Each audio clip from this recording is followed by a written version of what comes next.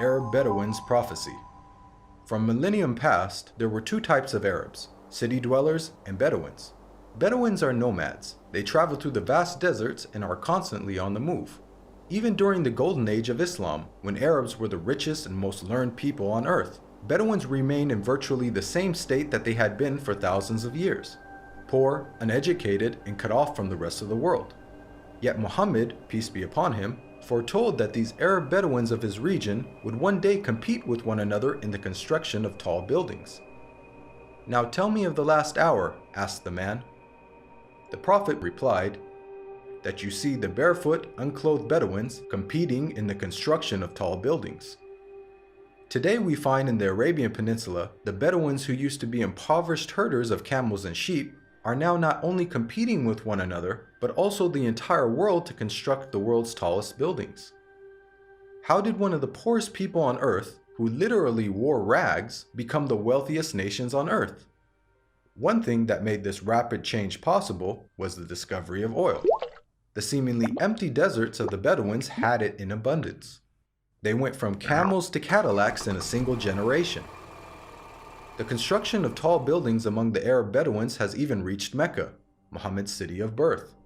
The last few decades have seen a massive surge in building construction in Mecca. The famous Mecca Clock Tower is currently the third tallest building in the world. In order for such construction to be possible, many of Mecca's ancient mountains had to be demolished in order to make room for the tall buildings that had sprung up. Amazingly, this is also something that Muhammad had foretold.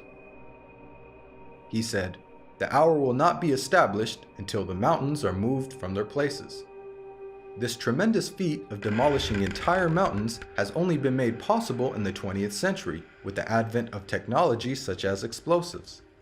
It's important to point out that Muhammad himself was a simple man and wanted other Muslims to maintain that simplicity.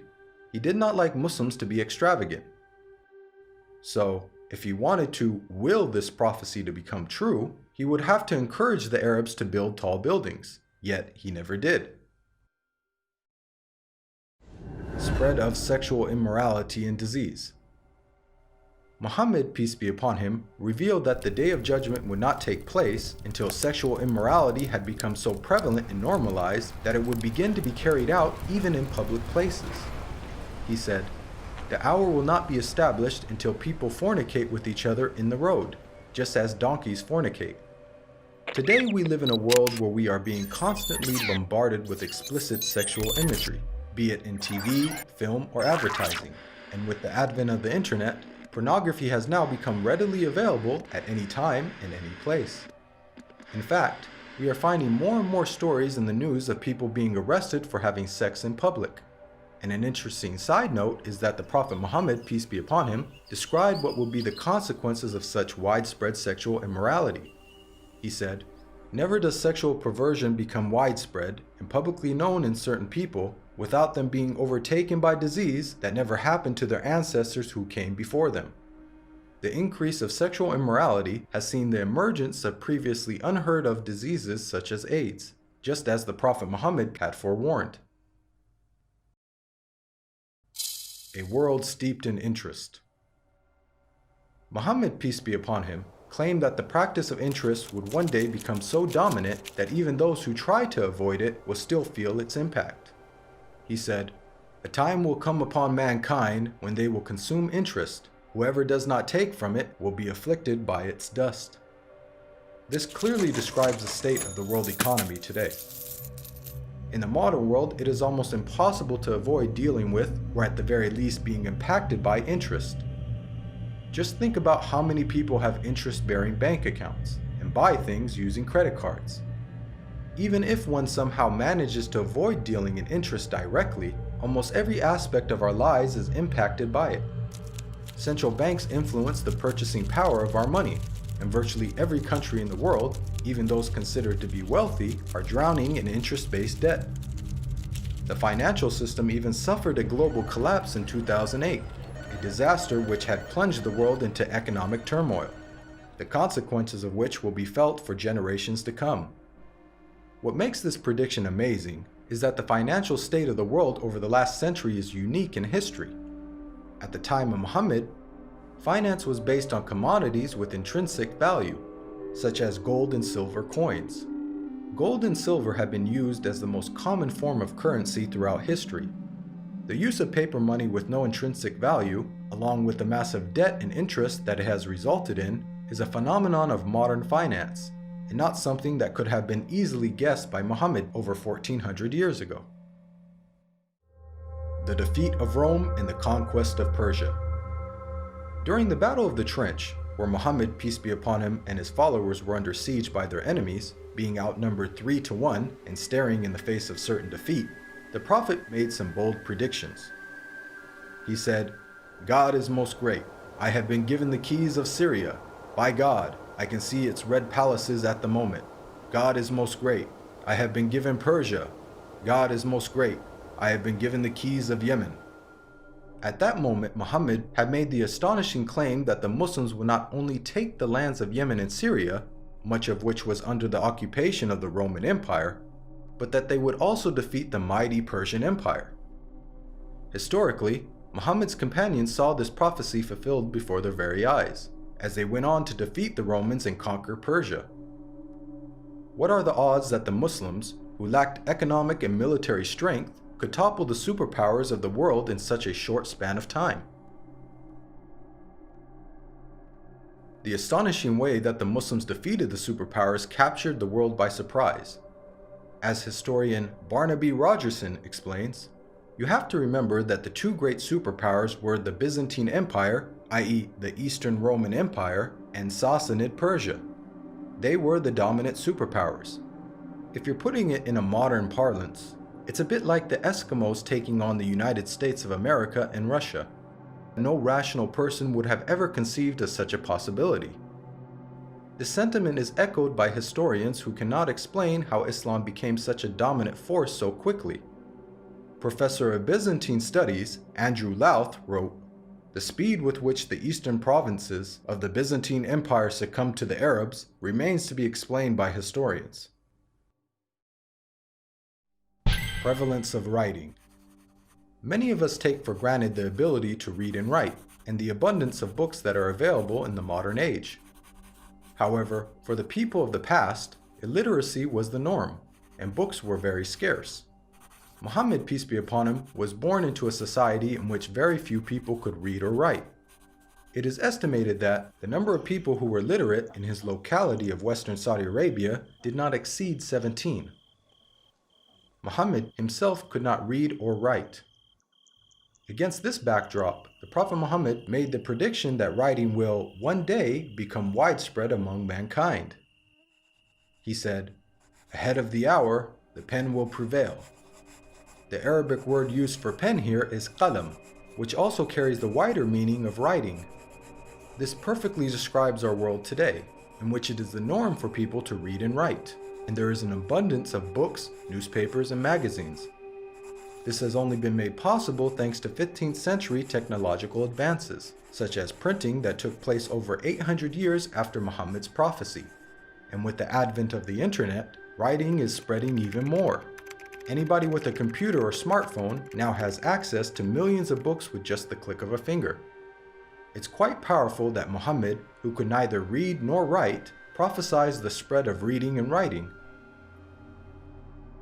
The greening of Arabia's deserts. The Prophet Muhammad, peace be upon him, made a bold prediction about the future state of Arabia. He said, "The hour will not begin until the land of the Arabs once again become meadows and rivers." This narration anticipated the greening of Arabia's extensive dry desert environment. As recently as 1986, there was little to no farming in the region.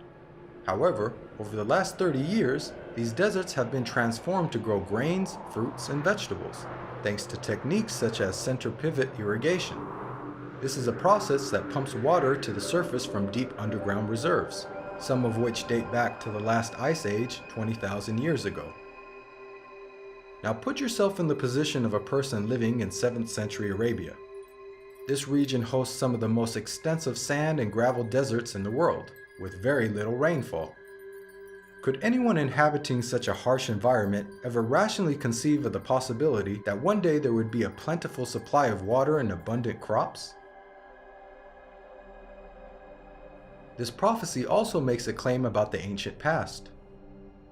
Note the words of Muhammad, "The lands of the Arabs once again become meadows and rivers." By saying once again, he is implying that at one stage in their history, the deserts were lush with vegetation and life, and that they will be returning to this former state. Geologists now know that the Arabian Peninsula was, indeed, once filled with meadows and rivers in ancient times. Modern archaeological discoveries have uncovered a number of fossils and conclude that once upon a time, the Arabian Peninsula was much greener and wetter, just as Muhammad had revealed. The rapid spread of Islam and the decline of the Muslims.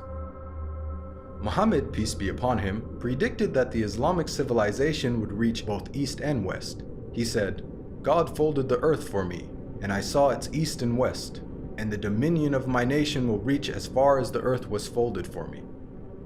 History bears witness to the fact that Islam spread rapidly, both east and west, just as Muhammad boldly had foretold.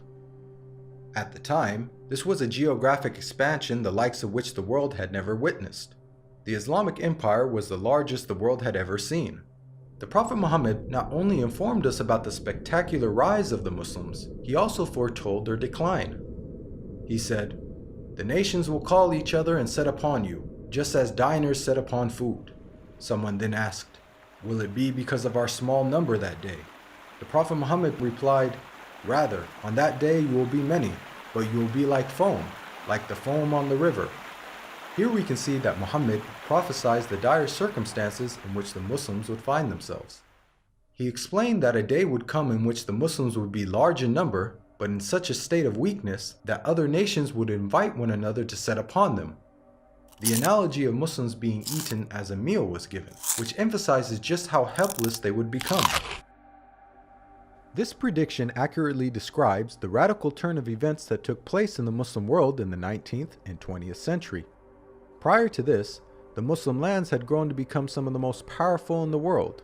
From the time of the death of Muhammad until the 19th century, the Muslims were economically, politically, militarily, and technologically far ahead of most of the world. Then the unthinkable happened. Nearly all the Muslim world was occupied, colonized, and militarily defeated by non-Muslim nations. Russia had annexed the Caucasus. France controlled Algeria, Morocco, and Tunisia. Great Britain occupied Egypt, Syria, Iraq, Palestine, and India. And the Dutch controlled Malaysia and Indonesia. Of the 50 Muslim countries that exist today, only a few survived occupation, and the ones that did were still subject to colonial masters. All of this is just as the Prophet Muhammad had predicted. At the time, there was an estimated 200 million Muslims, representing 12.5% of the world's population. But their considerable numbers could do nothing to prevent the defeat by their rivals. They were weak like the foam on a river. Again, just as Muhammad had foretold. If we reflect on this prediction, it is quite counterintuitive. If this prediction was guesswork, then it would have made more sense to state that the Muslims would be diminished in number and that would be the cause of their weakness. Yet Muhammad predicted the exact opposite. A paradoxical situation of the Muslims being vast in number but very weak. And it came true. Historically speaking, when religions lose their influence on the world stage in such a way, it is usually followed by a stagnation or decline in the number of their followers. Yet Muhammad foretold the exact opposite with regards to the religion of Islam. He said that it would continue to grow in terms of the number of followers, to the extent that it would eventually enter every household. He said, "This matter will certainly reach every place touched by night and day. God will not leave a house or residence, except that God will cause this religion to enter it." Today we are witnessing this prophecy unfold before our very eyes. Islam is currently the fastest growing religion in the world, with nearly 1 in 4 people on earth being a Muslim, and is forecasted to be the world's largest religion by the year 2070. This is despite Islam being constantly attacked by the media, the colonization of Muslim lands, and the many wars that have been waged in the Muslim world.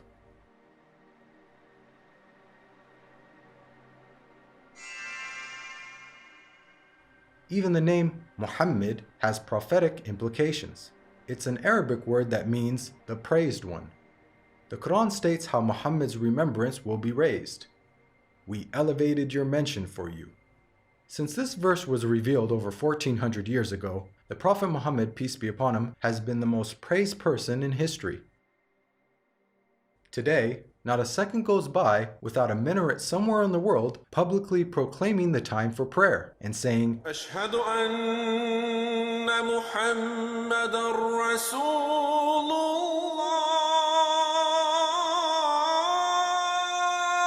I bear witness that Muhammad is the messenger of God.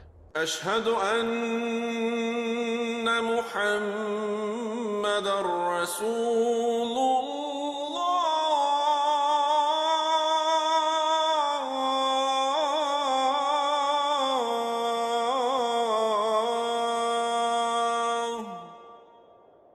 Moreover, the name Muhammad is consistently the most popular name given to newborns across the globe. This is despite the fact that Muhammad never encouraged Muslims to adopt his name. In fact, he said that the best names are Abdullah and Abdurrahman.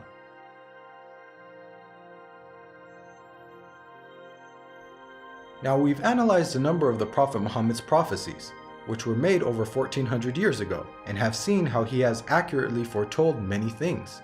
Purely from the standpoint of basic probability, for someone to accurately guess about such future events, which spanned across multiple nations in different time periods, many of which were outside the sphere of Muslim influence, to give so many predictions without making a single mistake is utterly impossible.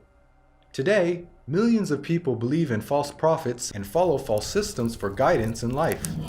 As human beings, we're willing to follow false prophets, man-made systems, and baseless superstitions, but why don't we accept the real guidance when it comes from God? God empowered the Prophet Muhammad with accurate prophecies as a way for us to distinguish the true prophets from the false.